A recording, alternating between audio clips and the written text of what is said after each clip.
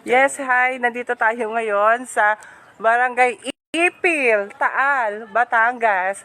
Ngayon, nandito tayo ngayon sa isa natin solid followers, ang Pamilya Cuarto, na nag-message po sa atin ngayon, ang ating si Ate Crisel Cuarto Cuevillas, isa nating followers na lagi siya nag-share ng ating mga live, nag-heart at nagla-like.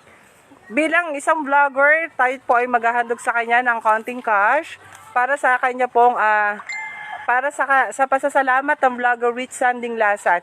Ang aming pong ipinagkaloob ay sana po ay malaking bagay na para po kahit paano po ay naiparamdam po ng vlogger Rich San ang pagmamahal sa ating mga solid followers na lagi naka-live, naka-heart at naka-like. Nandito kami ngayon sa Barangay Ipil, Taal, Batangas.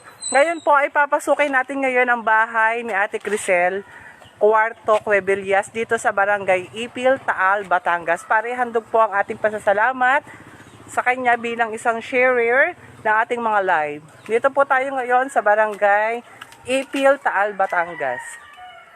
Yan, nasa Ipil po tayo, Barangay Ipil.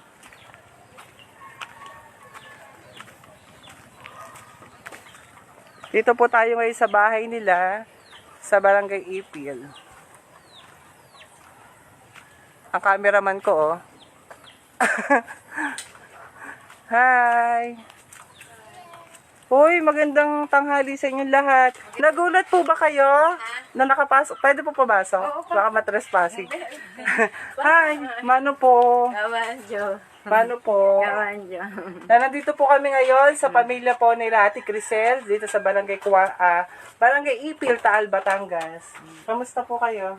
Yan, bago panganak. Ngayon po ay sa pagpunta po namin dito bilang charity vlogger, kami po yung maghahandog sa inyo ng cash. Ano po masasabi niyo, nanay, sa pagpunta po namin dito ngayon? Maraming salamat po sa inyong pagtulong sa akin. Nagulat po kayo? Opo. Kayo kayo naiyak. Naiyak din po ako. Huwag na po kayong umiyak. Ang pagsubok naman po ay malalampasan po natin. Marami naman po sa atin tutulong pa sa inyo. Kagaya ng mga nagmamahal sa inyo. Kaya po kami napapunta po dito. Cash, kaunti lang po ito. Kung ano pong nakayanan namin. Siyempre kami po bago pa lang na vlogger. Nagsisimula pa lang po kami. Ang mahalaga po, na iparamdam po namin sa inyo na sumusuporta kayo sa amin. Laging hina-heart yung aming mga videos. Laging hina-heart Tapos po, lagi po ninyong sineshare yung mga videos namin ng anak nyo po. Hayaan nyo po, sa dadating pong Pasko, hindi lang po ari ay pagkakalob namin sa inyo. May mga bigas pa po kami. Abang-abang lang po kayo mga followers. Nay, bakit po kayo naluluha? Nakabayak lang ako sa inyong pagkakataon. Naiiyak din. Naiiyak ako, naiiyak sila. Mababa po kasi luha ko. Ako din. Nakakakuha lang ako sa aking anak na yung may natulong katulad nyo. Yung Laban lang po. Tayo naman po hindi bibigyan ng Diyos ng pagsubok na hindi po natin kayang lampasan, di ka ate, tama? Di ba? Anay, bahala na ho kayo din ha. Kami babalik. Alam naman po nila Risa na bago pa lang ho kaming vlogger. Yan po yung pagsalamatan niya. Pakita niyo pa. Ano po masasabi niyo dyan sa pinagkaloob po namin kahit kaunti, kahit papaano? marami pong salamat sa inyong pagtulong sa akin. May logo pa yan ni Rich. Sige pa. Ano po masasabi niyo? Maraming pong salamat sa pagtulong niyo sa aking anak, kay Jordan. Maraming salamat din po, nanay. Ito po si nanay, kami po ay wala si Ate Crisel, kaya kay nanay ko na lang po binigay.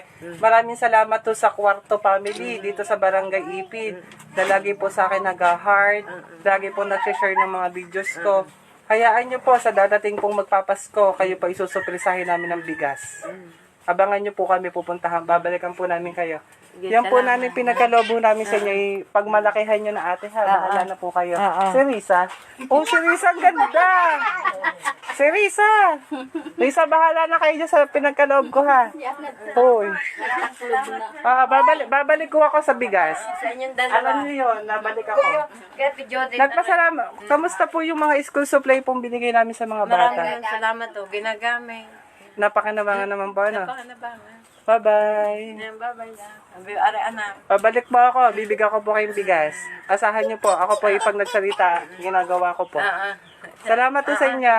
Salamat. Yan po si nanay, Yan, bye-bye po. Bahala na kayo dyan. Ate Crisel Cuarto, bahala ka na sa pinagkaloob namin dito sa Barangay Ipil. Dahil kayo po ay nakasuporta po sa aming vlog. Lagi po kayo nagsishare ng aming mga videos. Lagi po kayo nag-heart. Kayo po followers, kung kayo po ay solid followers, may mga kapitbahay po kayo na hindi pa po naka-follow sa Vlogger Rich Sanding Lasan, ipapollow nyo na po para po isa din po sila sa amin pong ma-surprise bilang isang pagmamahal at pagyakap ng Vlogger Rich Sanding Lasan. Nandito po kami ngayon sa Barangay Ipil, Taal, Batangas. Nagandog po kami ng cash sa Cuarto family. Thank you po mga followers.